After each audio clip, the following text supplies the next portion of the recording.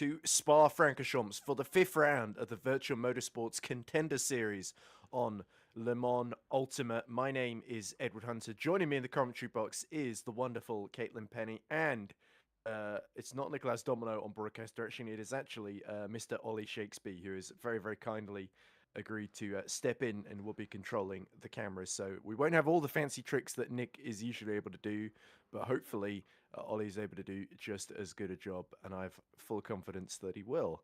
But anyway, here we are, Caitlin, Spa. It's a wonderful circuit, of course, legendary in motorsport. And now this is, of course, where the Pro Championship started off all the way back at the beginning of February. Or it was end of January, I think it was, actually.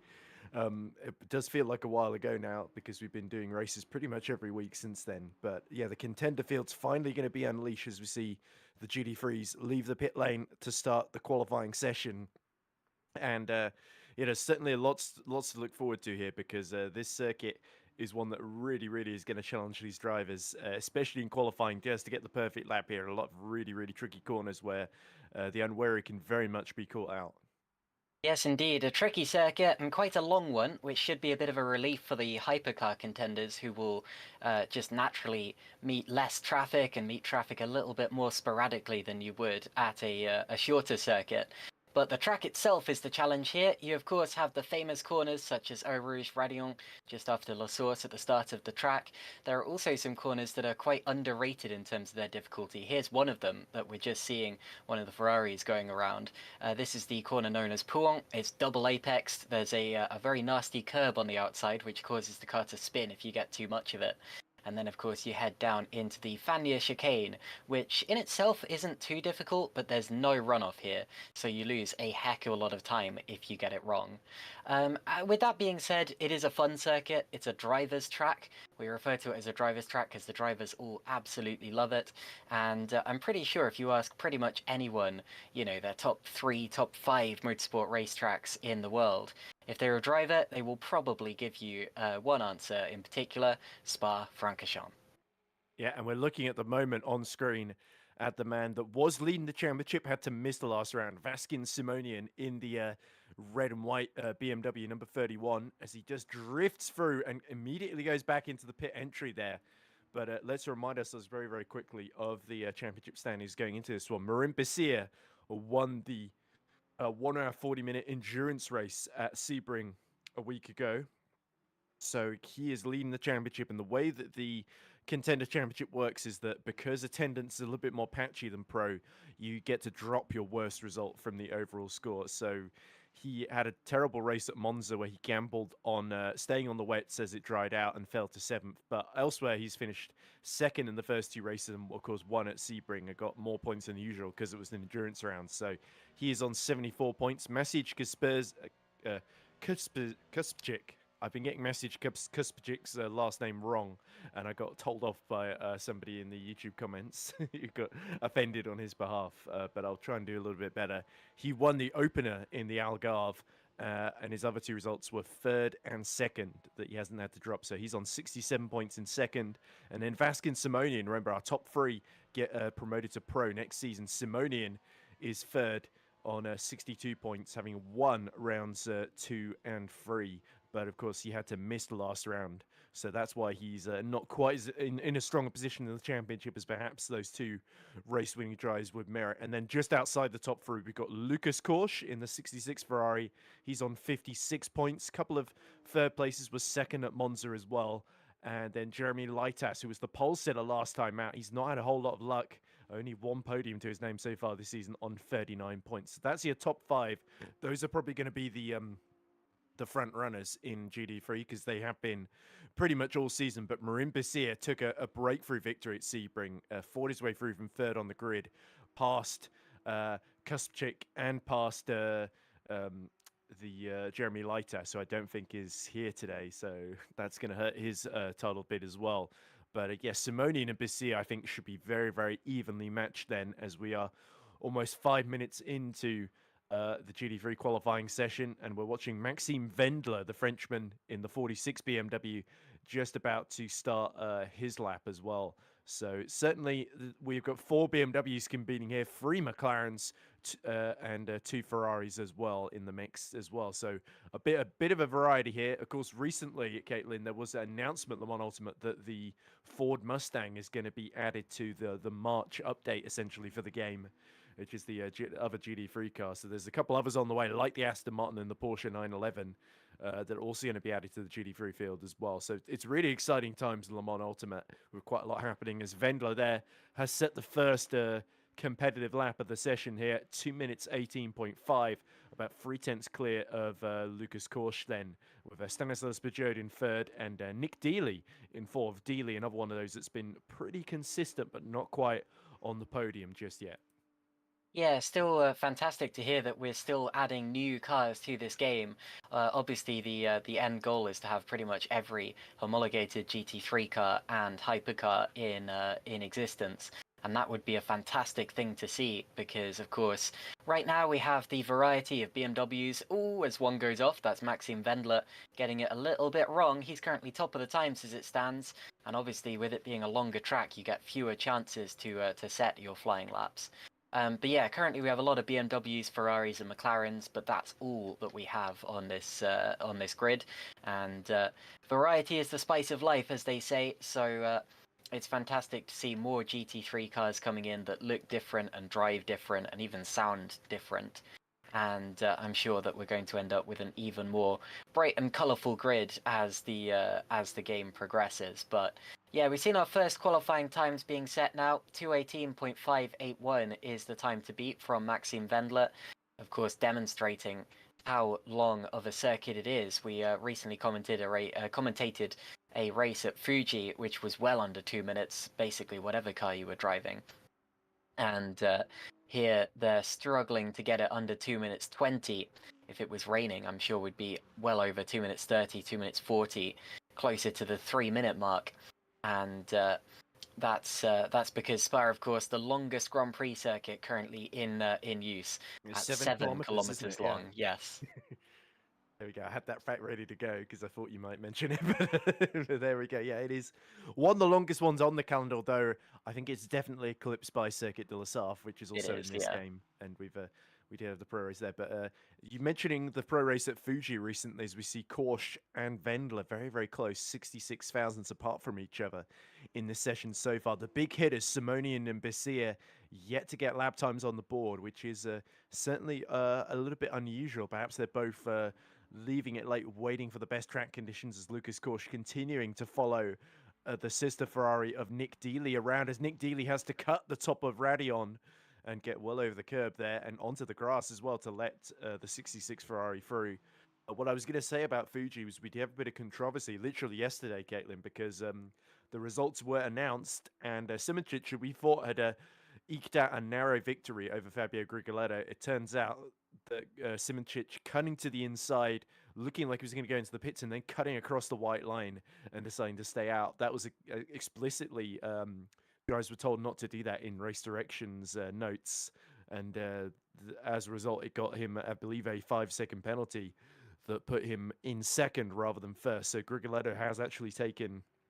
This is an odd way to announce this in a Contender broadcast. Yeah. It's probably not live as well, admittedly, as well, but given what's happening in the background. But yeah, Grigoletto, after what must be said, it shouldn't overshadow what was a brilliant drive. He has taken his first win in the VMS Pro Series, which is great news for the Italian. Obviously, he would have wanted to win it on track as well, but it means we have a very, very close sprint championship in the sort of sprint cup sub-tier that we have in VMS Pro. There's none of that in Contender, of course. It's literally just the overall standings in the GT3 and Hypercar classes. Then as we go into, I think, the last 5 minutes or so of GT3 qualifying, and Kuspchik has actually got the BMW number 46 into the 2-minute 18.3s. So he's about a tenth and a half clear of Korsch, we're looking at the moment.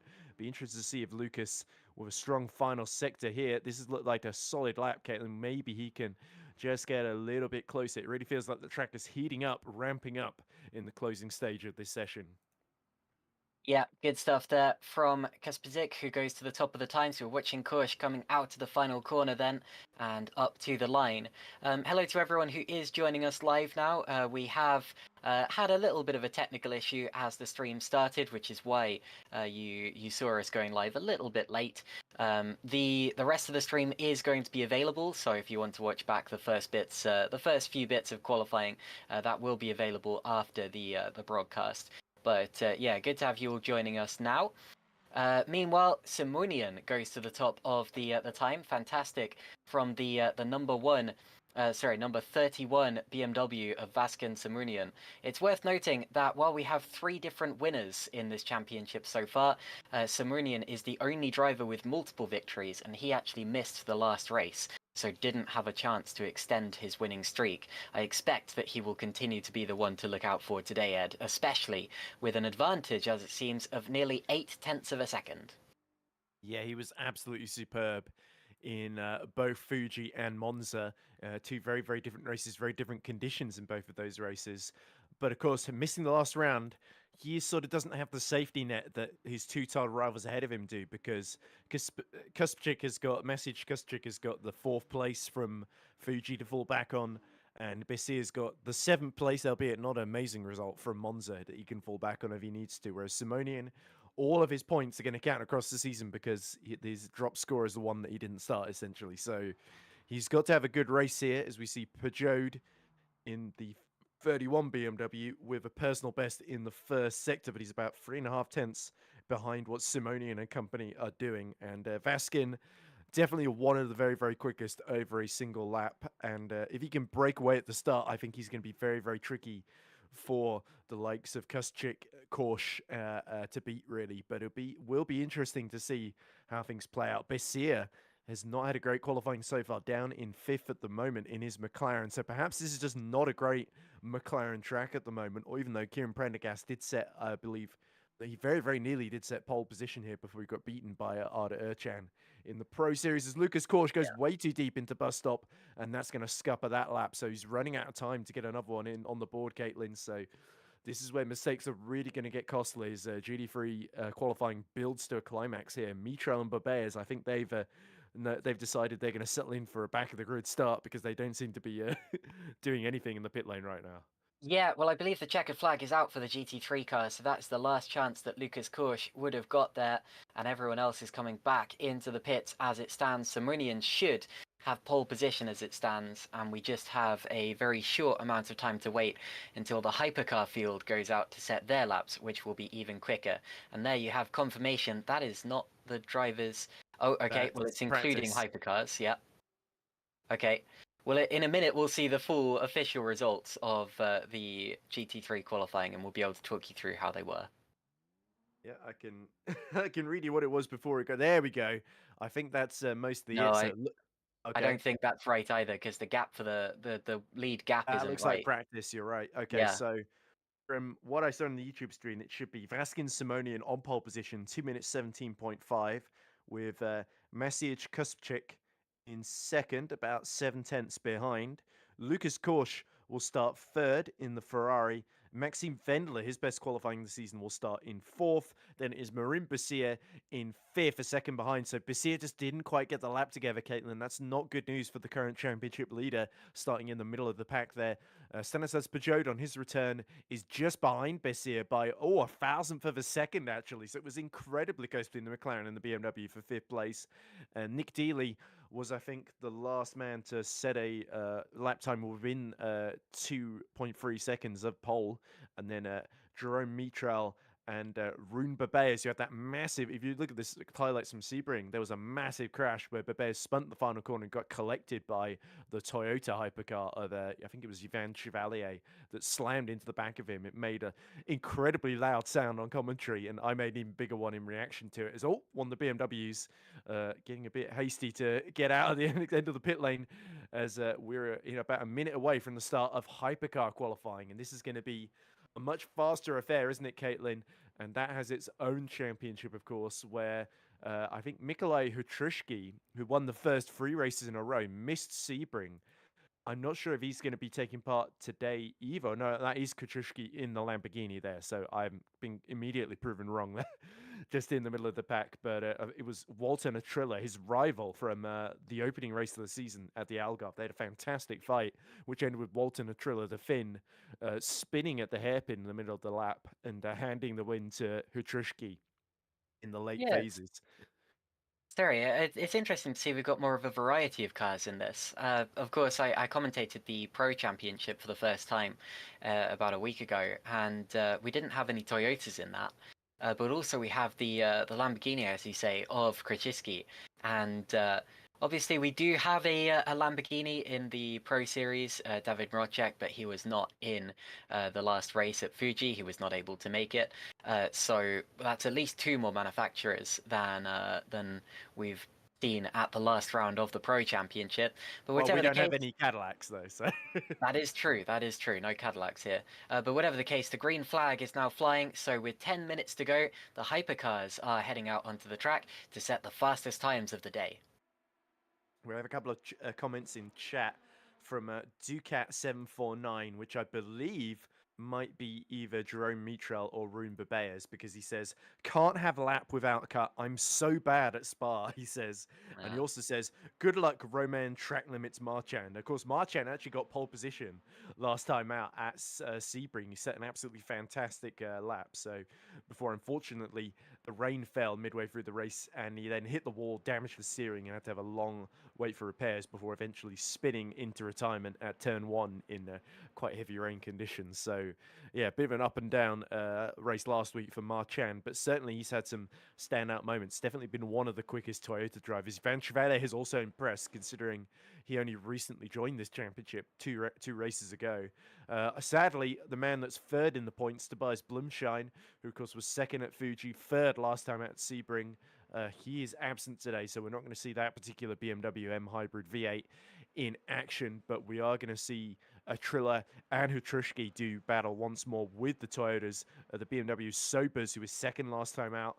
Sobers definitely one of those drivers, Sachin Sobers, that's a little bit underrated. Had two very, very difficult opening rounds of the championship, but in the last two, Monza and at Sebring, both rain-affected races, he was able to sneak his way into third and second, respectively. So, yeah, Sobers could be a bit of a dark horse to finish in the top three here in the championship if he can string together a really, really good second half of the season. But up front, I really think it's going to be about Walter Natrilla and Hutrushki. It looks like we're starting a lap now on board with Lexi Taylor in the Porsche. He turns into turn one, the very tight La Source. That's the slowest corner on the circuit. And now we accelerate up to the fastest corner on the circuit, the ridiculously dangerous Eau Rouge Ranion Complex. Has got safer over the years, of course. They've pushed the barriers back. There's no gravel anymore that can flip the cars up. But still a very difficult corner to get right. And if something goes wrong there, it goes very wrong indeed. Then you break down towards the Le Com section, right, left, and right again. This is an overtaking opportunity for sure, as they slipstream each other along the Camel Straight. Now we're heading down to a corner known as Bruxelles, because it points in the rough direction of the capital city of Belgium, which is Brussels. And this corner takes you downhill, carousel style, before a left-hander that everyone insists on calling No Name, despite the fact it has at least 3 names. Now we head down the hill once again towards Pouant. The corner I mentioned earlier, double apexed, very tricky, very easy to get it wrong, although Lexi Taylor keeps it within the lines and gets it over the curb on the outside. That's the less dangerous curb, although you still have to be careful about it. And then through Fanyet, also known as Piff Path, goes right and then left, and then down towards Campus, so named because there is a university on the right. That's the big building you can see there. And there's also a go-kart track on the inside there, which looks like a lot of fun, and sometimes gets a little bit of airtime. There's the go-kart track. Sometimes gets a little bit of airtime during red flag stoppages in Formula One events or whatever.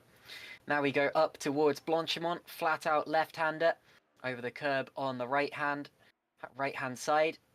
And then another braking zone down towards what used to be a bus stop chicane. It's still known as the bus stop chicane, despite not having a bus stop configuration anymore. That corner first used in Formula 1 in 2007. Across the line goes Lexi Taylor, and the time to beat is a 2:01.552, and it's already been beaten by Sobers in the BMW. Yeah, but Hutrushki put fastest of anybody in that middle sector, 7/10 clear of anybody else, sets a 2-minute .3. So immediately blowing both Sobers, Costas Militas, and Lexi Taylor's laps out of the water. Lexi Taylor, by the way, was running in the top 6 for a lot of the race at actually worked his way back into the top 6 after a difficult start as Walter Natrilla goes second fastest. That's quite ominous, and I really think Hutrushki and Atrilla, that's going to be the fight that runs and runs today, with maybe Sobers and Chevalier getting involved as well. As we look at the sole Ferrari, the number 83 in the bright yellow, that of course fresh off of the win at Sebring a week ago, and the Finn Walter Natrilla, who was superb in very, very low grip conditions and really, really kept his head. He wasn't the overall fastest at Sebring, but he made the least mistakes and pulled out. I think it was like a 20 or maybe over 20-second gap, I think, on Sachin Sobers by the checkered flag. And he's gone purple in the first sector, so he's taking the fight to Hutrushki well and truly. Hutrushki thought he was going to pick up where he left off on his return as Walter Natrilla, sliding all the way through the exit of Bruxelles there and into the, well, you specifically don't want me to call the no-name corner the speaker's corner. And now into Pujon goes Atrilla. Look at the sparks flying as the undertrays just hitting the ground. That's how low these hypercars have to run to get the downforce through some of these corners into the Fanier chicane now. Let's see if this has affected the middle sector time, as he's about to come up to the split in just a few seconds time, but looks like the Ferrari may have backed off a little bit from this lap and might be focusing on the next one, as somebody's gone right into the killer lead in front of him. Yep, 7/10 behind is actually slower middle sectors from both Hutrushki and Atrilla here, but Hutrushki crucially is fastest in the first sector here, so the Lamborghini trying to stretch that advantage and break the 2-minute barrier. So up to the line comes Mikolaj Krzyzewski, and this should be a pole position time, and he does it in under 2 minutes. Look at that. Ridiculously fast lap there from Mikolaj Krzyzewski, and I wasn't sure we were going to see any sub 2-minute laps today, but that is the pace that this Lamborghini driver has. It's worth noting that he has a perfect score in this championship so far. Of course, he didn't make the last race meeting, but because of the drop scores, that does not end up affecting his results. And so he still has the maximum 75 points coming into today's race, having won the first 3 rounds of the championship. Atrilla, of course, the other winner, who was able to benefit from him not being there at the last race meeting. He's no longer on a fast flying lap. He's backed off. He may get one more chance depending on where he is and what he decides to do regarding fuel and tyres, etc. Here's Van Chevalier in 3rd position in the session so far. Also does not appear to be on a particularly quick lap as it stands, but you see the timer. They will get their opportunity. Whatever lap they're on when the checkered flag comes out, they will be able to finish that. So we've got just over 2.5 minutes to go in the session. Yeah, Chevalier, since showing up at Monza midway through the season, a couple of rounds in, he's making a bit of a habit of qualifying in the top 4 as well. His finishing record is a little bit patchy in terms of Chevalier was, I think, 7th at Monza and then 10th in the final classified order due to retiring late on as the Toyota gets into the gravel to just move out of the way there. That was either Michel Balayan or Romain Marchand. So certainly if that is Romain Marchand, and he's taking the track limits prophecy from Ducat in the chat a little bit close to heart, I think. We also see more comments. Good luck, Walter Natrilla, says Castric. It's going to be hard for him in the Ferrari at Spa. So, yeah, certainly this we saw in the opening pro round of the season as we get into the final 2 minutes of qualifying how quick the BMW and the Lamborghini was at this venue. Even the Cadillac was actually had a good turn of speed here as well. So I certainly think there's something to the Ferrari not quite being as suited to some of the high-speed corners at Spa. It's very, very good in a straight line. Pretty handy at Fuji and Le Mans, but less so at Circuit Spa-Francorchamps. So we're still watching Van Chevalier. Looks as if he's started another flying lap. Of course, he does have the time to do that, but he won't get time to do one more after the lap that he's on. That's just the nature of the time ticking away. Brief yellow flag out there somewhere. Hopefully that's just someone pulling over rather than having an accident or anything along those lines. But anyway, we're watching the Toyota flying down the straight. Toyota, of course, very successful in the real world of the World Endurance Championship. For a good few years, they were pretty much unrivaled, simply through the way that the regulations worked and their main rivals, the Volkswagen Audi group, pulling out of the sport entirely. And the WC since then has had a bit of a revival with the new Hypercar LMH and LMDH regulations, and thank goodness for that. It saved events such as Le Mans and, of course, the Spa 6 Hours, which is a natural precursor to the Le Mans 24 Hours every year. Evan Chevalier in the number 8 Toyota. Looks like there are a couple out there. Well, 3 actually. Oh, 4. Never mind. I've seen Marchand there in 11th place, yet to set a lap. That's going to be a little bit confusing, but that's just the way that this sim is so far, with custom liveries not yet being available. I'm sure that will be introduced in the future. He seems to be losing a bit of time behind that Porsche, though. He's 3/10 down in the second sector. That's not even a personal best. You can tell by the fact his sector is not showing up as green. And I think the Porsche is also on a lap, and so does not have any obligation to move out of the way. This is really hampering Ivan Chevalier, and he spins, and that will cost them both a lap, surely. And I don't think either of them will be improving, and there's a Toyota spun out of the final corner as well. That's not the Porsche we just saw spinning. So chaos into the bus stop, and Chevalier does not improve his time.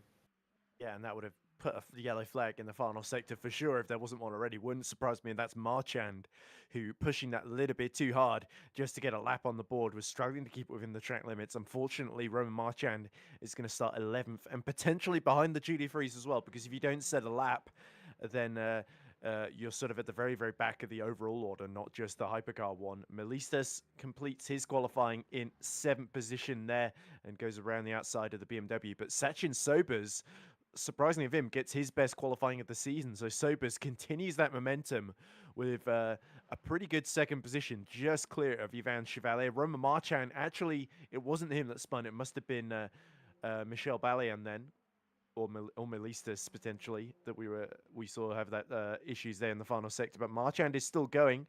Everybody trying to slow down and get out of the way, but he's about 4/10 off of the fastest time there, and 5/10 off in the middle sector there, as we see No, actually look at Walton that. Triller. Yes, it's a 1:59.6. So a Triller did have something up his sleeve in that Ferrari, Caitlin. That's mighty impressive. And Hutrushki is going to be thinking, where did that come from? I was just preparing a speech about how the drivers, or how both of the categories have had runaway pole sitters, with oh my goodness, the Lamborghini Nikolai. We call driver him Nikolai, yes. Nikolai on his way to what looked like a 5/10 of a second advantage at the front. But Walton Triller, out of absolutely nowhere, proves that Sebring was not a fluke. Fantastic stuff from him. And it's a Triller, Shriskiski, and Sobers at the top of the time, as Marchand moves up to 5th there. So every driver does set a flying lap in this session. Well done to Roman Marchand, who did manage to get out in... Oh my goodness, and we got 3 number 8 Toyotas back to back to back. That's annoying. Yeah, you would hope somebody would have gone for the number 7, but no, none of them got the memo, clearly. But I guess when you haven't got a lot of choices, you've got to make do with what you got. So here we go. Here's the results of Hypercar qualifying. It's Walton Triller that takes a shock late pole position that adds to the one he took at the Algarve at the very, very start of the season. So that's just a 10th and a half clear of Mikolai Hutrushki. Sachin Sobers qualifies 3rd, 6/10 down on a Triller's pole time. Ivan Chevalier is the best of the 4 Toyotas. He's got Roman Marchand, who on that very, very final lap of the session was just able to sneak in 9/10 off pole into 5th ahead of Michel Balion. Maxime Barbier is going to be 7th on the grid. Then it is Kostas Melistas in 8th in the last of our Toyotas. Lexi Taylor will start 9th. Yanis Bugiera will get the second BMW into the top 10 on the starting grid. Then in 11th position, Olivier Demoliens, who I believe was the one who locked the rears and spun at the final chicane that we saw just in the final moments of qualifying there as well. So, yeah, certainly a lot of Porsches and Toyotas struggling to get the laps in at the end, but that's not the case for Walton Triller, because he is really taking this championship fight to Mikolai Hutrushki at the moment. And you did say the Mikolai Hutrushki, of course, missing the last round wouldn't have cost him that much. But of course, Sebring, because it was a longer race, you do get more points for winning, essentially. So that's why Triller, despite missing the second round of the season, is now only about 7 points behind Hutrushki in the sort of overall order with drop scores applied. So it could get very, very interesting today. I think Mikolaj Drushka is certainly not going to take that one sitting down. He beat him before at the Algarve. Can he do it again here? That's a big question. He also beat Monza as well, but that was a wet, dry encounter. Here's a reminder of the GT3 qualifying order with Vaskin Simonian 7/10 clear on pole position ahead of Message Kuspchik. Lucas Korsch will line up third in his starting position on the second row with Maxime Wendler for close company. Great qualifying by Wendler to just beat Marin Bessier, who in turn was 1,000th clear of Stanislas Pajod. Nick Dealey will be 7th on the grid, but failing to set times were Jerome Mitral and Rune Babez, who just could not get a clean lap in. They will be at the very, very back of the overall order, along with, well, they'll be on their own because not all the hypercars got laps in, as you said, Caitlin. So, yeah, it's going to be a long race for Mitral and Babez, I suspect. Yeah, so we're getting ready for the start now. Looks if we're going to, well, here you see the starting order once again. Atrilla and Szyszkiewski at the start. Two Italian manufacturers, first and second, followed by the German BMW of Sachin Sobers and the Japanese Toyota of Ivan Chevalier. Then Roman Marchand and Michael Balian, both Toyotas, and both identical Toyotas, very annoyingly. Maxime Barbier and then Kostas Melistas are 7th and 8th. And then we go back to Lexi Taylor and Yanis Bugera. And of course, just one more hypercar, if I remember correctly. Yes, indeed, Oliver Demoliens. Vaskin Simonian has the pole position in that very distinctive BMW for the GT3 category, followed by another BMW, Maciej Kasperzik, and then Lucas Korsch's Ferrari. Then we've got Maxime Wendler, Marin Bessier, and then we have Stanislas Pajot and Nick Dealey getting ready for what will be a partial formation lap. Jerome Mitral and Rune Babez are 19th and 20th, and neither of those two drivers set a lap time in those McLarens. So yeah, partial formation lap, but as they exit the final corner, they'll get the signal to go, and then we will get set to race for 40 minutes of the Spa-Francorchamps circuit. Yep, nicely done, Caitlin, because some of those names are a little bit of a tongue twister, certainly, if you've not done them before. But these guys, they've got to live with those names, and they've been doing a fantastic job so far this season to get the results that they all have. And there's a few more points up for offer today in the 5th round of the Contender Championship. Walton Atrilla then already trying to break away, but Hutrushki sees exactly what the 83 Ferrari is trying to do and gets right alongside him as we wait for the green flag to be called. Then the Hypercars and GT3 is about to be released concurrently. Then round 5 gets underway now as they go up to full speed then, and Atrilla will have the inside for the first corner. Sobers is going to try and cut underneath Mikolaj Hutrushki. Then Hutrushki makes contact with Walton Atrilla at the exit of the first corner, and that's cost the Lamborghini Deer because Sobers is going up the inside. We got a yellow flag behind, so I think some of the GT3s might be in difficulties there. Lexi Taylor making a move on Michel Balayon as they all bunch up through Eau Rouge and Radion. So Sobers has made it through into second. Hutrushki fights for control at the start of this race. Maybe the tyres a little bit cold at this start of the race. Marchand and Chevalier go side by side in the two Toyotas, but it's Ivan Chevalier that holds on. Kostas Melistas has fallen to 11th then. Really, really deep and off track goes Marchand. He's going to have to get that one up back to Ivan Chevalier there, and indeed he does. Up the inside may also come Lexi Taylor as well, if he's feeling bold into Bruxelles, but he decides to back out of that one then. So Walton Atrilla leads Sobers, Hutrushki, Chevalier, Marchand, Taylor, Barbier, Balayan, Bugera, and Melistas, your top 10. Meanwhile, in GT3, it's still Simonian leading, but Bessier has gone up from 5th on the grid all the way to 2nd in class, and it's Wendler in 3rd. So it's really Kuspchik that's hit trouble here on this opening lap, Caitlin. Yeah, Kasperzik dropping all the way back to 18th place overall. I think he may have been involved in one of the incidents that brought out the yellow flag. There were a couple of different incidents on the first lap because we saw the yellow flag being deployed at least twice. I really thought someone was going to lose it through Eau Rouge Radiant because the Hypercars were all extremely twitchy, especially Szyszkiewski. But he just about got away with it and kept it on the road through insane car control. It was fantastic stuff. I think it might have been Bob Ayres in the 70 McLaren who got the worst of it at the start, whatever happened at the back, because he ended up about 7 or 8 seconds behind the car in front of him, and you don't tend to have that happen on the first lap unless you've been for a spin. So luckily everyone is continuing in this race. There have been no retirements yet that we can see, but there does seem to have been and one of the Toyotas came into the pits in the background. Was that Melistas?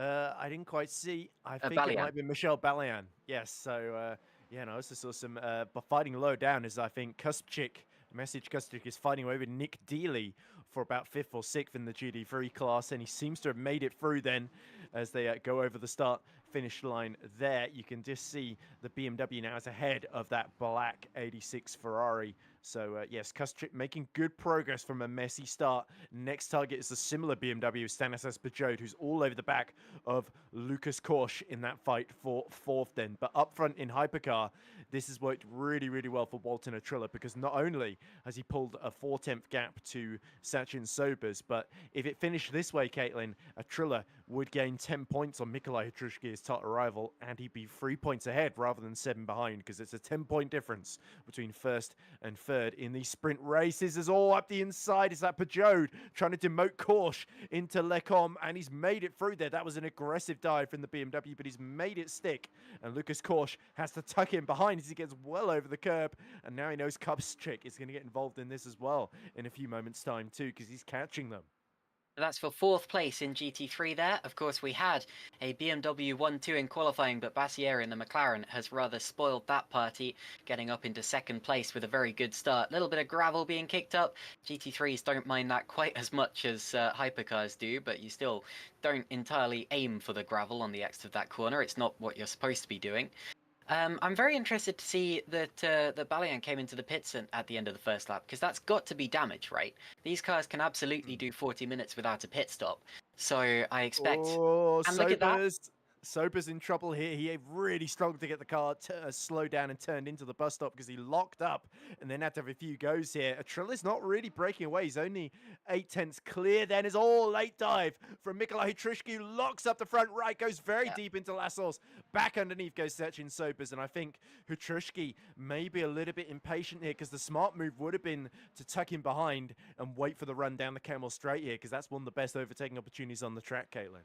Yeah, even if you do make the move into La Source, you are then at a disadvantage up this long straight, and it's a very, very long flat-out section. It extends all the way from La Source through Radion, Rouge, and then, of course, up to this breaking point here, Lecom. You're spending easily 20-25 seconds on the accelerator, if not more, and so it's really not that beneficial to overtake someone into La Source, and this is why we don't really tend to see people doing that. So Szyrszycki there, I think, just got a little bit impatient, went up the inside of Sobers and wasn't able to make it stick, even in that first corner, running wide as a result of locking up. I think he's just got to compose himself, sit back for a little bit, and then pounce when he gets the chance. And yep, Lexi Taylor's dropping back, and we just saw the yellow flag, so I think that means he's had a spin.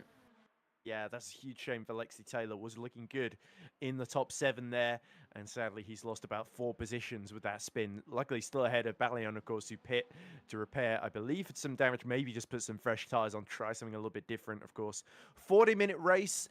In theory, the fuel tank should be able to go all the way to the end with minimal need to save, but you never know. Some drivers might be using more fuel than others. Then Hrushky is getting right behind Sobers in that fight for second, as we look here at 5th place. Kuspchik closing in on Lucas Korsch and Stanislas Peugeot then. So this fight for 4th is, oh, look how much Masic was getting all over the gravel there at the exit of Speaker's Corner, and as he goes into Pujon, and he's really trying to put Lucas Korsch under pressure. These two have had a few battles earlier in the season, and now round the outside goes Mikolaj Hrushky, trying to make the move on Sachin Sobers. The BMW leaves plenty of room round outside, almost gets squeezed into the wall there. Such is the aggressiveness of the Lamborghini, but Mikolaj is through into 2nd position and free now to chase down his old rival, Walter Trilla.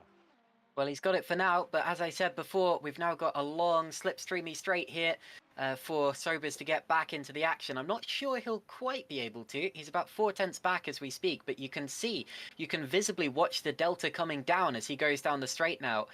Because the slipstream effect is just so powerful. But Shizkizi had enough of a gap to get ahead into that braking zone and maintain that second position. Very well done. But he now has, 1.8 seconds, so not quite 2 seconds, but yeah, 1.8 seconds to gain to catch back up to Atrilla at the front, Walton Atrilla. I reckon he'll be able to do it, but it depends on what kind of state he's in, both in terms of his mindset and also if he's maybe damaged the tyres with that lockup that we saw before. His car shouldn't be damaged. He did have a little touch at the start, which is what forced him into the gravel and put him behind Sobers in the first place. But there are so many other factors that can... little lockup there from the Toyota in 8th place, sorry. But yeah, there are so many other factors that that lead to a driver going quickly or not as quickly as they maybe should be able to. Yeah, exactly. So it could also have been that Hutrishki, having made the move, decided to deploy some virtual energy to make sure he had that gap on the Sobers, because the BMW looks super strong on the brakes, actually, into Lecom. And speaking of BMW strong on the brakes, there's another move. It's Kuschik past Lucas Korsch and into 5th position in class as a huge bunch of gravel gets kicked up there by the BMW. I think of Peugeot immediately in front of him. So Stanislas Peugeot is now going to be under attack from Poland's Kuschik, who is really making progress here after a difficult start to the race from the front row of the grid. And again, more ground being kicked up. Peugeot just looks to be understeering in that BMW at every other corner here. Yeah, that corner's seen its fair share of drivers running wide. It's almost like they're very wide there for Stanislas Peugeot. That's not a good exit to the corner. And look at Kasperzik getting all over the curb. He knows that this is a good chance. Tries to keep it up the inside for Piff Paff, but gets his nose slammed in the door from Stanislas Peugeot. But that's going to cost them both time there, because Peugeot was already going to lose time with the little off that he just had. And now he's holding up the number 46 behind him as a result of not being able to get through. We're heading up towards Blanchimont now. You can slipstream cars up here, but the hardest car to overtake is a car that's the same as your own. The Toyota coming through in the background, by the way, is Balian, and this is technically for position. Side by side through Blanchimont. This is like Max Verstappen and Felipe Massa back in the day. And they managed to make it work, and a little nudge into the bus stop. And they do get it stopped, and through comes Balian's Toyota. Not quite. Yeah, Peugeot really getting his elbows out there, bumping the back of Maciej Kuschik, giving him something to remember him by. Around the outside, finally, goes Balion. He's not got a wall of BMW M3s blocking his path now. But yeah, this is the problem when you have to make that early stop. You fall behind the GT3 field, and it can just cost you so much. So not only did he make clearly there was some sort of penalty or some sort of damage that needed repairing that forced that early stop for the Toyota. But yeah, Balion is now really feeling the pain of that. Maxime Wendler, by the way, in 3rd, I think has done an absolutely superb job. Let's put this into perspective. Wendler, how had he been doing this season? Not especially well, because I can't see him anywhere in the points table, Maxime Wendler. It's probably because I'm looking at the Hypercar points table and not the GT3 points table. There we go. Yep. So Wendler is last. He's got a 7th and a 9th place finish, and now he's running on the podium on merit, it must be said. Although he is going to have to get his elbows out to keep Kuschik in the similar 46 BMW at bay then, because he's just an absolute man on a mission now. I think Maciej, having won early in the season, knows he really should be fighting with Basia and Simonian rather than the likes of Wendler, Peugeot, and Korsch. With all due respect to those drivers, they're all fantastic. Hutrishki, by the way, has been lapping extremely quickly and has caught right up to the back of race leader Walton Atrilla. So this is going to be really exciting. 10 minutes gone in this race, and we got another 29 minutes left on the clock, and Hutrishki is gearing up for a fight for the lead. We saw in the pro race here, the very, very beginning of the season, that Davin Rockcheck in the Lamborghini was able to put in a fantastic move round the outside at Pouhon. He took advantage of the duty-free traffic to go around the outside of, I believe it was I think it was Mark Veit that he did that move on. It was absolutely spectacular to see. And I wonder if Hutrishki is going to try and channel some of that opportunism when they come to lap the duty-free field, because that's going to be the real challenge for Atrilla in this race. Not necessarily keeping Hutrushki at bay, but making sure he himself is not delayed and creating an opportunity for the Lamborghini to just slide up the inside of him. Well, I knew he'd be able to catch him, and 28 minutes is a long time to be fending off a quicker driver.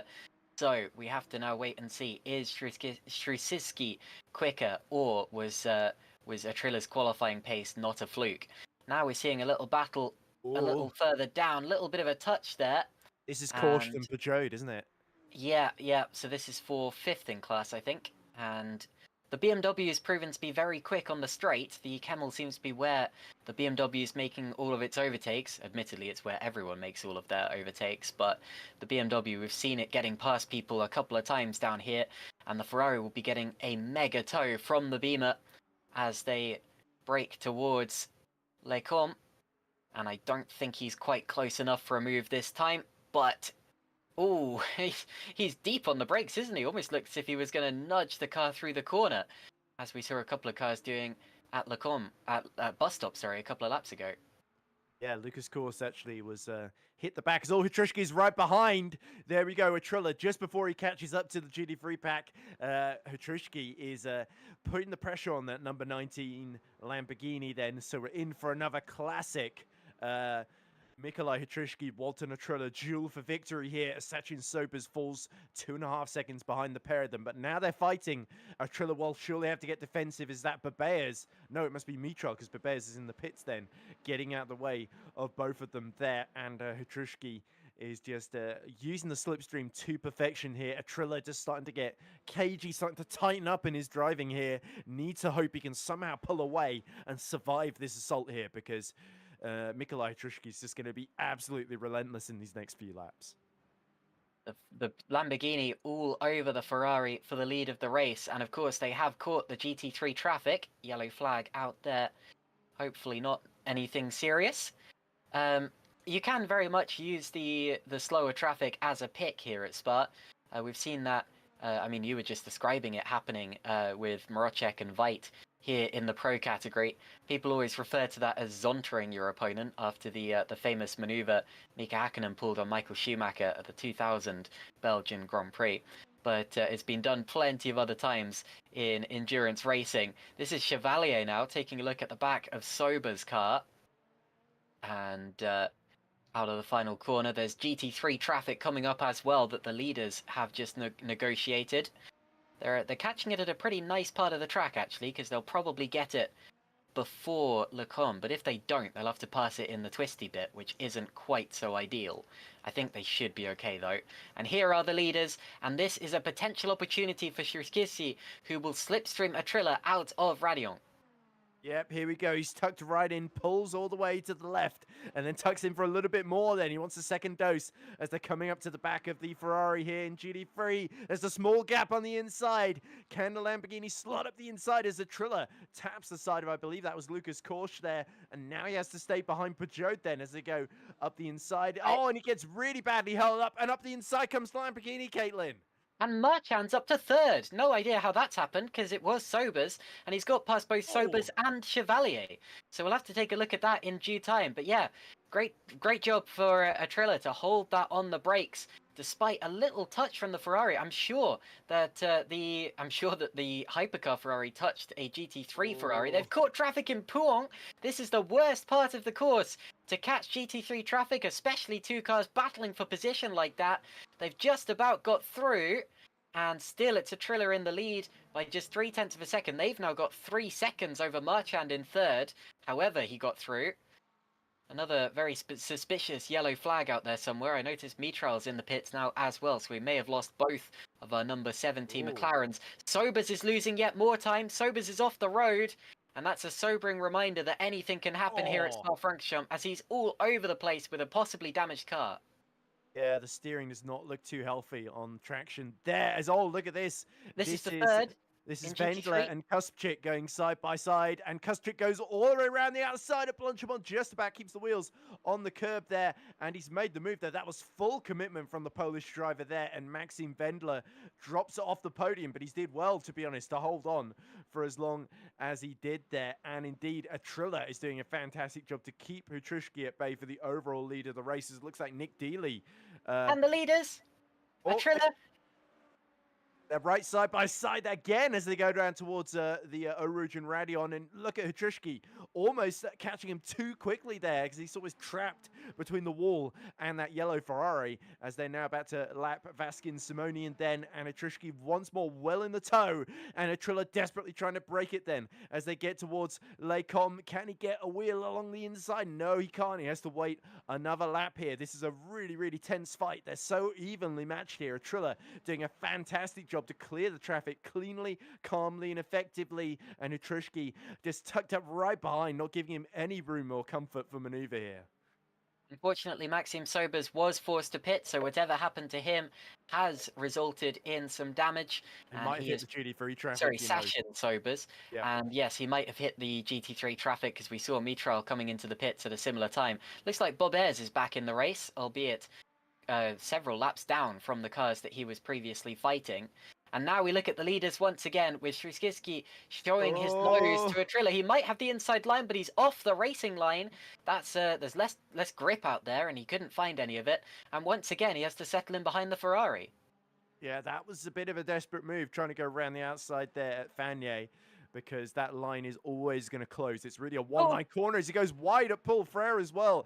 Dips the second half of the car into the gravel, and Lexi Taylor has retired from the race, as has Michelle Ballion. Oh goodness, 2 hypercars out at the same time. There's Sobers has parked it, and he's out of the race. I was going to say he's parked it at a strange angle there. So we've lost 3 hypercars in one lap, and none of them were running close to each other on the track as far as I'm aware. So I think that's completely unrelated for all 3 of them. Now we look at the leaders again, coming down towards La Source, and we've seen previously that Shusiski does not mind trying to make a move down into here. He goes for a move, takes a look to the outside, he'll undercut him on the exit, and now it's all about the slipstream as they head through La Source. There's been a little bit of a move further back, I noticed. I think Barbier is up to 5th place now. Here we go, up the hill. And does Shusiski have a chance of passing Atrilla on the straight? Walton Atrilla will keep it close to the right-hand side, will not want to give Shusiski a chance of dive-bombing him into La Source. The Ferrari ever so slightly quicker. And the Lamborghini keeps its nose in. There's a little bit of a nudge, and still Atrilla fends him off. This is great racing for the lead, and still just about on the right side of unfair. The right side of unfair. Yeah, that's an interesting phrase. But yeah, you could tell Atrilla just putting the car exactly in the right place there to prevent Hutrushki from either breezing around the outside or just having a clear run up the inside there. He forced him to go the long way round and then brake late enough where Hutrushki was sort of like, you either back out or you crash, essentially. And he sort of, Mikolai had to sort of make up his mind at the last minute there. So there was a small amount of contact, but luckily they both survived pretty much unscathed. Marchand will be loving this, even though he's 4 seconds down, because the more they fight with each other, the more it potentially can bring him into play. Of course, with those 3 retirements in quick succession, all for, as you say, Caitlin, seemingly different reasons, we are down to 8 hypercars, I believe, as now Korsch is caught right back up to the back of Peugeot, now that they're not being lapped by the prototypes. 20 minutes to go, and it looks like Lucas Korsch wants another shot here at getting up into 5th in class, isn't it? Yeah, this should be, I think is it 4th in class? No, Payard and Korsch, sorry. Vendler is 4th. I was thinking of Vendler, you're right.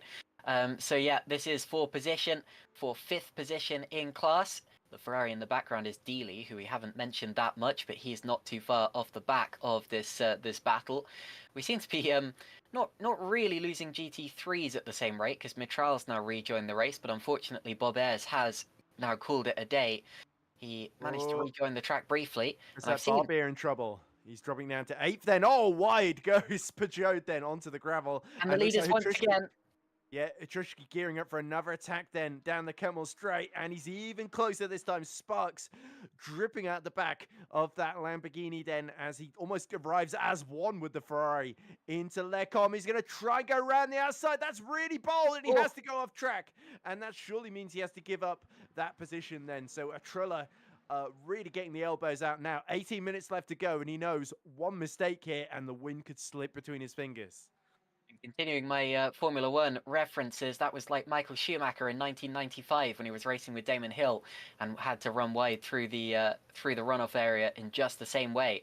But Atrilla still maintaining the lead. This is fantastic defense from him.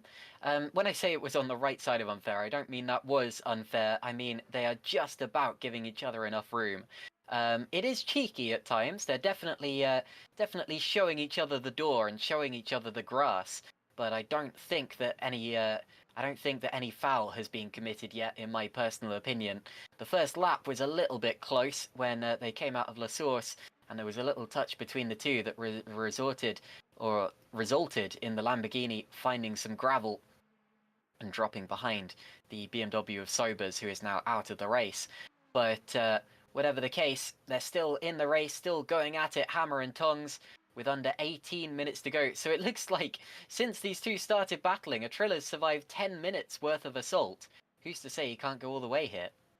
Yeah, he's only got to hang on for 17 minutes more. We get a comment from a Christopher Raish in the chat who says Lexi Taylor is having a wheel issue. His wheel kept disconnecting while he was driving. So sadly, that's why he's had to DNF. And Atrishki tries to sell a dummy, tries to get up the inside into La Source. And a little bit of a squirrely exit from Walter Atrilla. Is he eating through the tires on that Ferrari to keep Mikolai Atrishki at bay here as they go once more through Eau Rouge and Radion? It's wonderful to watch them dart and dive against each other then in these braking zones, desperately trying to get the upper hand. Then Hatrishki again tucks in. Atrilla goes right to the inside, and a Lamborghini once more has to force the issue on the outside here. He's surely not far enough alongside this time. And there we go, having to cut in behind once more. But the more pressure he puts on, the harder it will be for Atrilla to resist then. He's almost got another run up the inside before returning to the racing line. And now trying to go around the outside at Bruxelles, which I think is a bit of a non-starter there.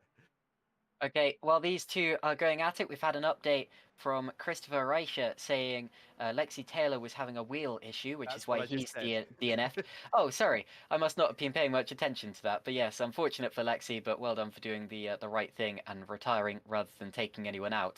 So that means it wasn't related to Balian or Sober's DNF, unless, of course, he hit one of them.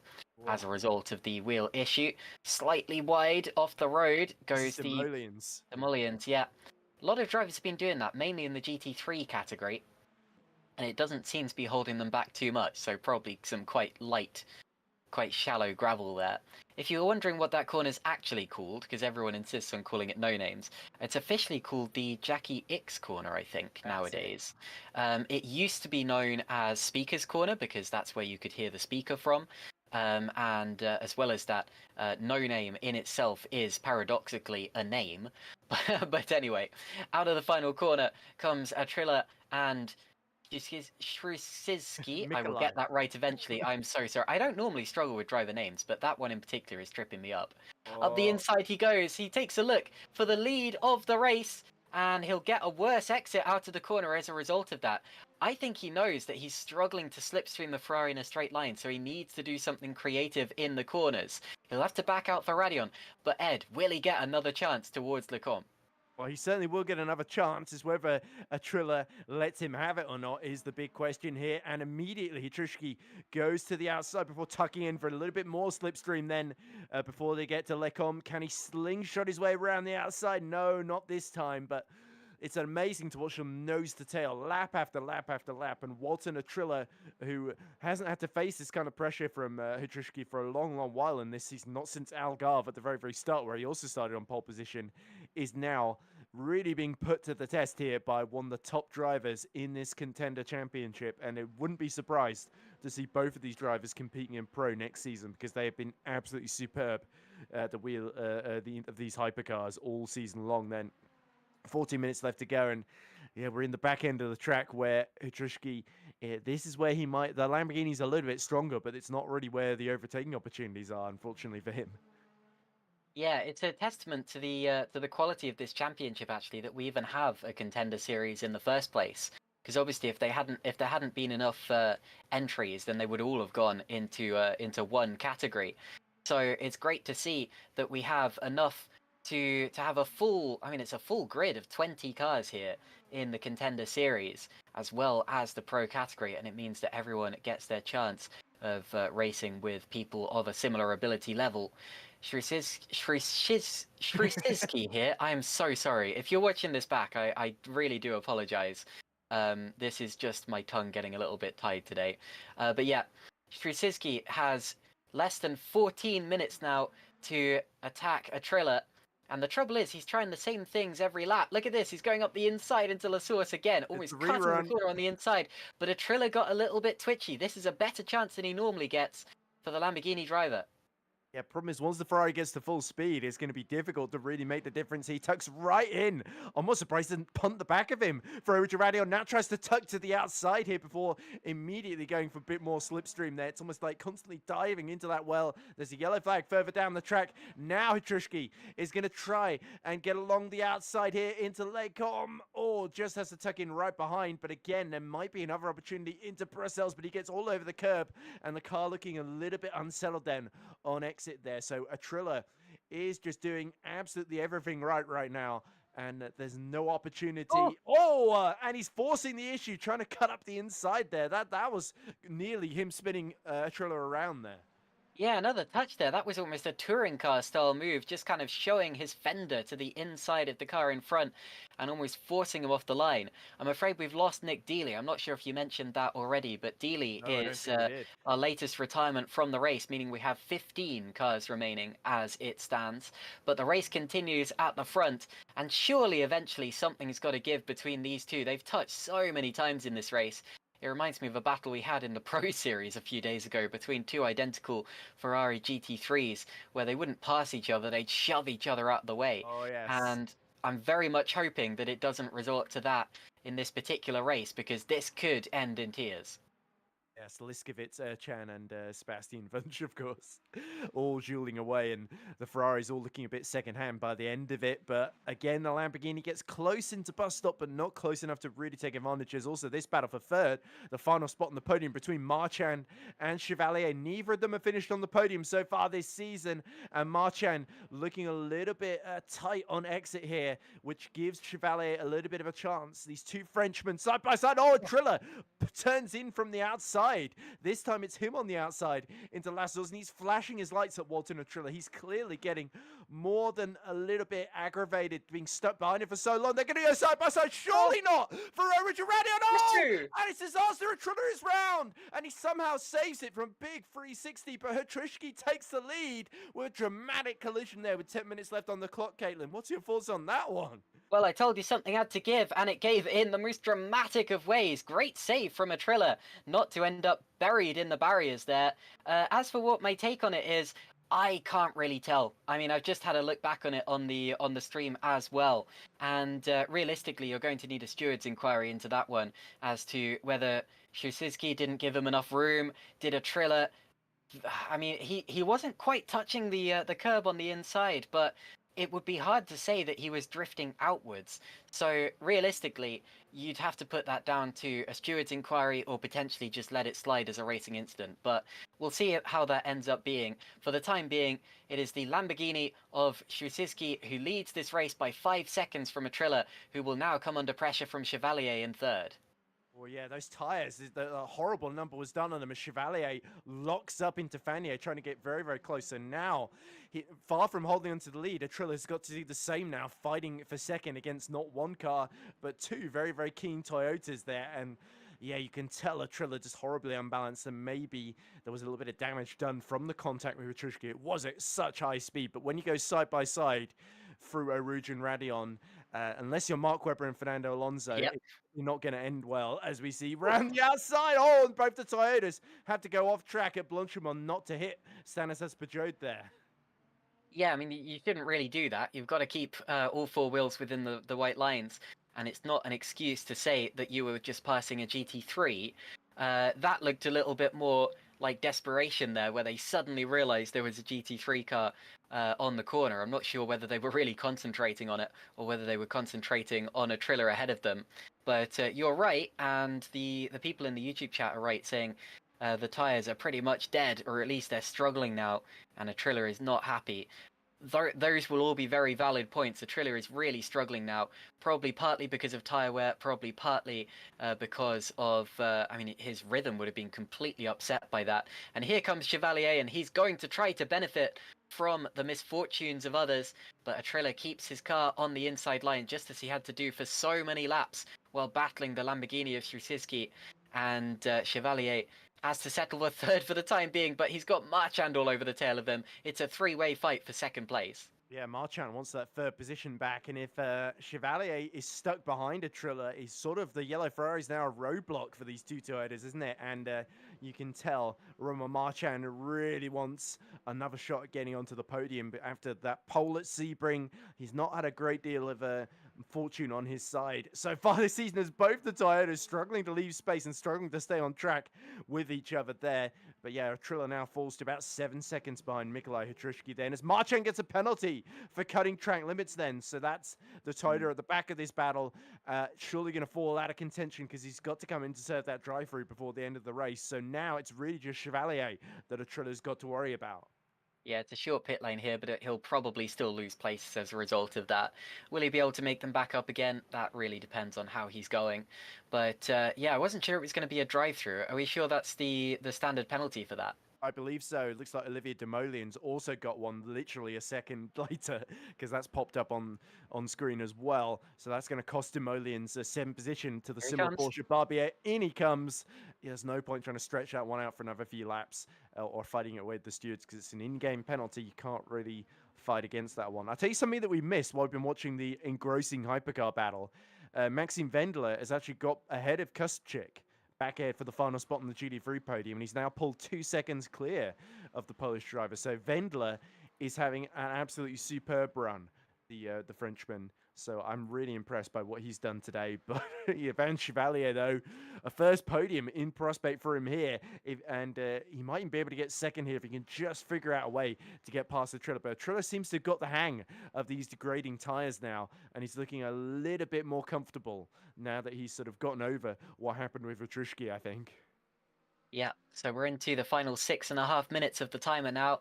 Strusinski clearly leading the hypercar and the overall race by 7 seconds, 7.3 seconds as it stands, with Triller and Chevalier a little bit further back. These two still debating that second position, and this is, well, that's after his pit stop. That's Ugera and Melistas, isn't it? Oh yeah, okay, so that's not my chance, sorry. That's a different driver to who I thought it was. Melistas now has a chance of an unexpected top 4 result, and Chevalier's got a Triller. Through. And Triller's got a penalty, so he's clearly gone off track at the exit of Pujon there, while being passed by Yvan Chevalier. So that's a big shame there for the number 83 Ferrari. So a Triller surely is going to have to come in to serve that penalty. He's going to come out right around where Marchand is, just behind Olivier Demoliens, who himself has got a penalty to serve there. So this is going to be a crazy fight for 6th between those two. But Yvan Chevalier is surely now looking at second position here.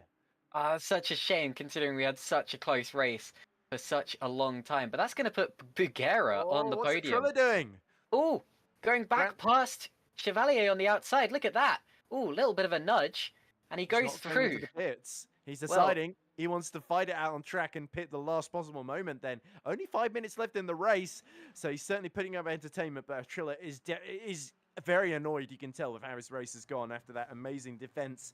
Now he's got Chevalier going back around the outside of him on the exit of La Source then. You can tell that Triller has sort of learned from what happened with Mikolaj Hutrushki and decided to back out and wait for a better opportunity down the Camel Straight, but maybe he knows the pit lane is calling for him at this point. Yes, how does it work on Le Mans Ultimate? Does he have 3 laps in which to serve it, or 5 laps? I think it's 3. Certainly he hasn't got 5 laps left in the race, so there's no point trying to stick it out because he'll probably just get disqualified if he does.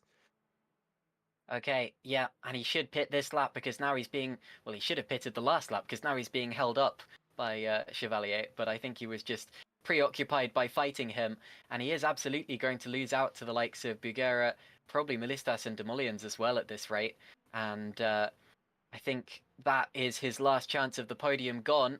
So Bugera from 10th on the grid, don't forget. Fantastic stuff for the BMW driver, and this is just through remaining clean, keeping his head, and not picking up penalties and not spinning off the road. Great drive from the Beamer.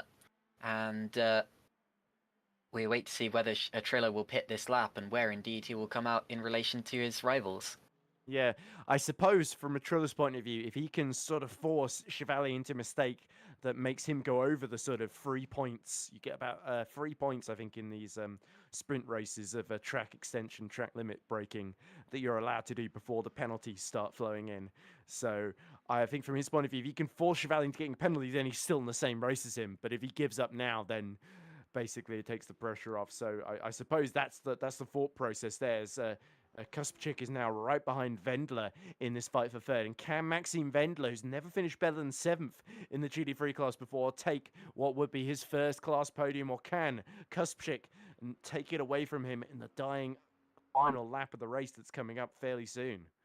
And in comes a Triller. Yep, a Triller into the pits now, as we expected. As we continue to watch the BMWs fighting for third in GT3. So both podiums still up in the air, still undecided potentially, considering what's going on. Demolian's into the pits as well to serve his own penalty. I'd forgotten he had one actually, so a Triller won't lose out to Oliver Demolians. And look at the BMWs pushing each other through Blanchimont. It's like NASCAR bump drafting. Taking a look to the left-hand side, and now we go back to a Triller who's come out just in front of Marchand, the other driver. Oh my goodness! Marchand massively over the curb. A Triller is 5th, Marchand 6th, but they're side by side down the Kemmel straight end. Yeah, so annoying. You battle with one tyre to get a penalty, turf your penalty, and immediately you're in a fight with Roman Marchand in another identical tyre that goes all the way around the outside, but goes off track through Lecombe and will have to get out the throttle and give that position back, but he does not immediately do so. So I think that could be Marchand in trouble there for that one. Yeah, to tell his oldest time, he probably thinks that he was forced off the road. He does run wide though. Is he giving it up? I think he was trying to, but he's losing time all the time he does this. It's easy if you just let them through and then get up to full speed rather than try a couple of multiple attempts there. I think the problem is that Marchand is faster than the Triller, but he can't give the position back without having to slow right down. And look at this, Wendler holding on by the skin of his teeth. Kuspchik is running out of time here to make this move. And Wendler, is he starting to run out of tyres at this point? Maybe a bit of inexperience showing. But yes, message Kuspchik looking to be the sting in the tail here as he gets very, very close through Brussels. Yeah, just to finish what I was saying about Marchand, he probably feels that he was forced off the road and therefore has a right to that position, but it doesn't work like that. You can't make the move off the road. It's better to go complain about people blocking you later on. But anyway, there's that look from Kasperzik, but he's caused himself a little bit of a headache into Pouhon. He was off his line, and so Wendler will get a better run through there, and Attila does go through ahead of Marchand, so he was already ahead of Marchand, and now he's got back through after Marchand passed him off the road, and we're starting what will probably be their last lap of the race, depending on where the leader is. I think Attila is Attila the Hun, not Walton Triller. But oh, look at this, Marchand not giving up yet then. So he may be in trouble later on, but he technically has given the position up, just maybe not as early as he could have, as they're still dueling away for third here. Maxime Wendler under such pressure. He's only got to hold on for one more lap, but can he hold on, Caitlin? Because Kuspchik is throwing absolutely everything, is Masic, at getting onto the podium here. And Wendler, he wants it so badly here. But the amount of pressure he's on from that similar BMW behind is going to be absolutely immense here. Yeah, the timer about to tick to 0, but these two will have to do one more lap, whether or not they pass the line in time. I don't think they would, actually, so that would have been the last lap if that was a hypercar battle. But, yeah, Strzezinski is now confirmed to be on his last lap, heading to the flag, and everyone who crosses the line after him will have finished their own races. So that means there's very little opportunity left for drivers such as these to take advantage. I've just noticed Payot in the pits as well. Did he have a penalty, or is that unrelated? Not sure. I didn't see him. There might have been a penalty, but I think it's more likely that maybe there were some other issues there. But Hutrushki now, just the bus stop corner to go. Well, he had 3 wins already this season. Win number 4 is going to come after slightly controversial circumstances, but after a fantastic battle with Walton Triller. It's Mikolai Hutrushki that comes out on top at Spa, and it's another sprint race win in the books for him. He's going to be absolutely delighted, will the pole, after another fantastic performance. Unbeaten record in this Contender Championship so far. Ivan Chevalier, on his third start, takes his first podium in second. What an absolutely superb performance from him. After just getting the lap in qualifying in fifth, he gets up to second by the finish, and it is going to be a BMW rounding out the Hypercar podium. It's going to be Yanis Bugiera for the first time. The Frenchman sixth in the championship. That's going to do his title hopes a world of good there. Great drive then from Bugiera from 10th place on the grid, don't forget. Great drive. Now we look at the GT3 category. This is Bessier. No, Simonian, my apologies. It is Simonian, yes. And obviously, Vasken Simonian, we haven't really seen that much of today. He's been so far out ahead. He's going to win by a double-digit margin in the GT3 category, 12 or 13 seconds as he flashes his lights and comes up to the line. What a fantastic drive from the BMW driver, who will take it. That's his third victory of the season, so he becomes not just the first duplicate winner, which he was in round 3, but the first 3-time winner of this season as well. And there is the second place finisher in class. That is Bessier. So across the line in second place goes Marin Bessier, championship leader, who I think will maintain his championship lead, at least according to... He might not, actually. It's close. And then third place in class after a fantastic battle is Kasperzik. And I believe it was that way before the last lap, wasn't it? Unless I've missed anything. But that's Maciej Kasperzik. No, there was a change, wasn't there?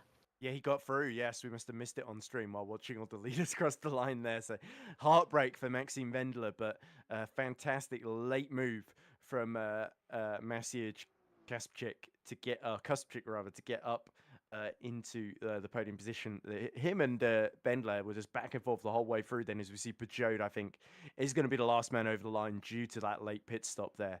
But if I've worked out right, Simonian now should be about just 5 points then behind Marin Bessier in the overall standings, having gained 7 points on him. That's the difference between winning and finishing second in a sprint championship race. And Kasperzik on 67 points was sort of in between the both of them. So I think he's lost ground to both of them, of course, having finished behind. But yeah, a very, very entertaining race, it must be said. Some good defensive and attacking driving, but the winner, sadly, we're not going to get a chance to interview him because we don't really have the time to do so. But Mikolaj Hrušky, win number 4, and he's certainly going to be annoyed because the last time he won, we also couldn't interview him as well. So Ivan Chevalier takes his first podium in second. Brilliant job by the Frenchman, only his third appearance, just to be 10 seconds off the lead. Yanis Bugiera was clean and consistent, and sometimes that's all you need to finish in third. Kostas Melistas just missed out, 4 seconds down in fourth. Then it's Walton Atrilla. You got to feel for Walton. That could have been 2 wins in a row for him instead.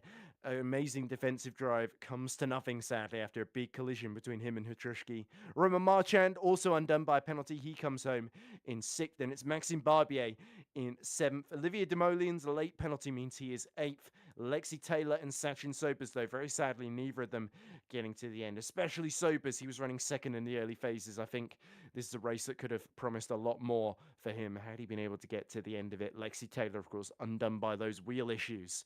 But that is the top 10 in Hypercar. And then Michel Balayan also falling into issues just after the 15-minute mark of the race. So, GT3 then, confirmation. Vasken Simonian, 14 seconds to the good, takes a third victory of the season from Marin Bessier, who follows up his first win of the season with a third second place of the season from the Frenchman. So, yeah, Bessier is looking very, very good, but Simonian has caught him in those standings. Maciej Kasperzik is third after just finishing 2/10 ahead of Maxime Wendler. Nonetheless, great performance from Wendler today. That's the Frenchman's best result of the season in the top 4. But maybe he will get that podium next time out. Lucas Korsch, he was a little bit further down the pack, 2 seconds behind them in 5th. Peugeot, with that late stop, had to come home in 6th. Jerome Mitral had a difficult race, but nonetheless did well to get to the end, 2 laps down in 7th. Then, sadly, Nick Dealey and Rune Bebeers will not see the checkered flag, especially a shame for Nick Dealey, who needed a good result, and Rune Bebeers, another retirement for him to add to a long list of them, to be fair.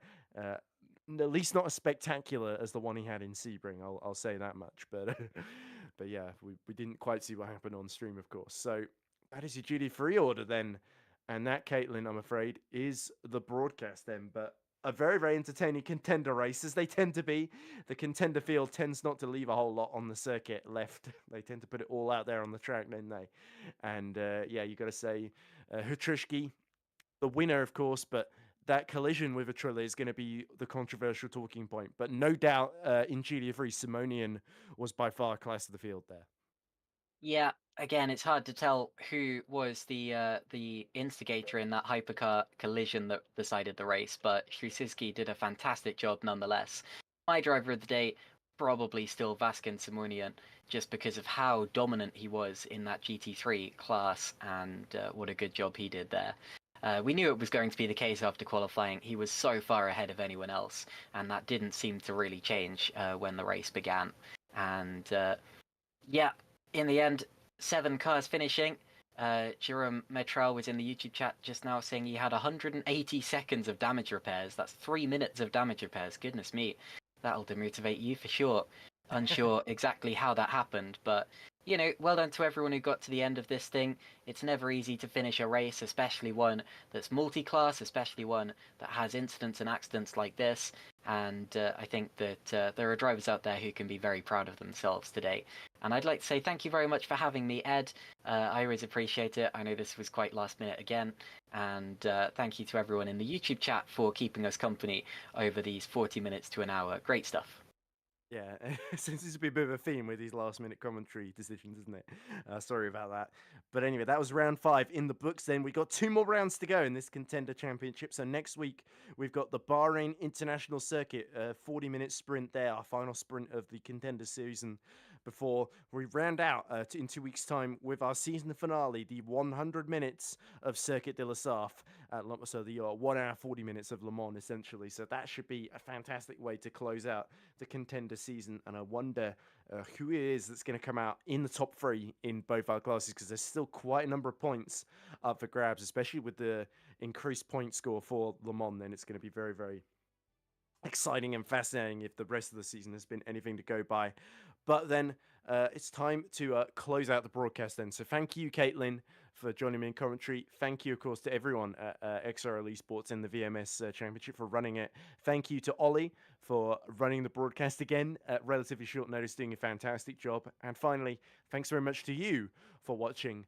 And yeah, we've got no pro race this Sunday, but we'll be back, as I say, for the next Contender round next Friday at Bahrain. So make sure you tune in for that as we get closer and closer to March and closer to the next Le Mans Ultimate update, I guess. So, but anyway, from me, Caitlin, and everyone else here at the VMS Contender Series, thank you very much for watching, and goodbye for now.